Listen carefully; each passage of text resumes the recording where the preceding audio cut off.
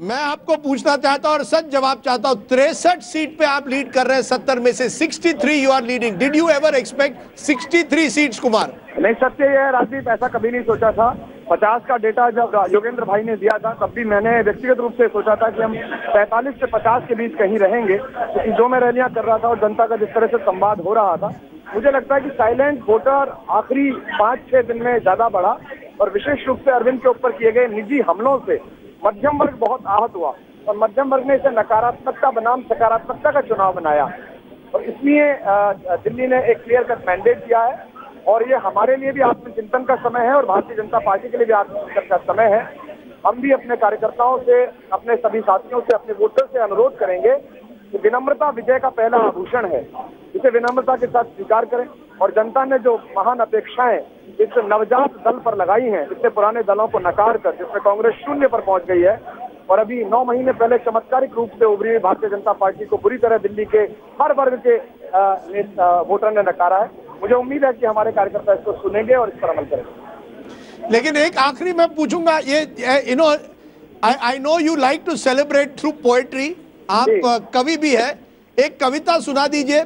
What is the thought which is coming to your mind today, Kumar? आपके दर्शकों के लिए सुनाना चाहता हूं कि हम सब जगह जीते हैं, हम पूरे दिल्ली में जीते हैं, उत्तर से लेकर दक्षिण तक सारा परिधान बदल डाला, दिल्ली ने बटन दबाकर पूरा हिंदुस्तान बदल डाला।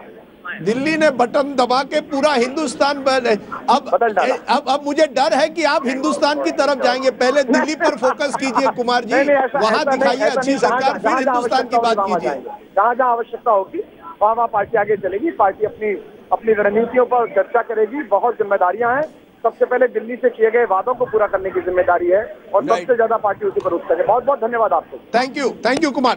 that is the problem, Chetan, you've been saying, here is one victory and suddenly they are saying Delhi ने बटन दबाया, हिंदुस्तान बदल दिया। I mean, are you worried that the Aam Aadmi Party should not misread this verdict as a national referendum? It's a verdict for Delhi. Yeah, I think that humility, the righteous arrogance shouldn't come in, and it's just for their own branding purposes too. I mean, it will not help them if they feel, you can tend to feel that everybody loves me, and it's not true. People love the kind of ideas you represent, that you may carry their aspirations forward, and they've seen it with very, very big leaders. It vanishes. So they not only with very big leaders, they saw it with themselves. Because they'd done well in Delhi, not as well as this, and they suddenly thought India was their domain. So they need to take it with a lot of humility. They need to not believe that they've conquered. That feeling of conquered and I am the king, that's not, it's nice for media to say it, and it is a huge day for them, and but they should realize how important they are and how big they can be. They messed it up last time.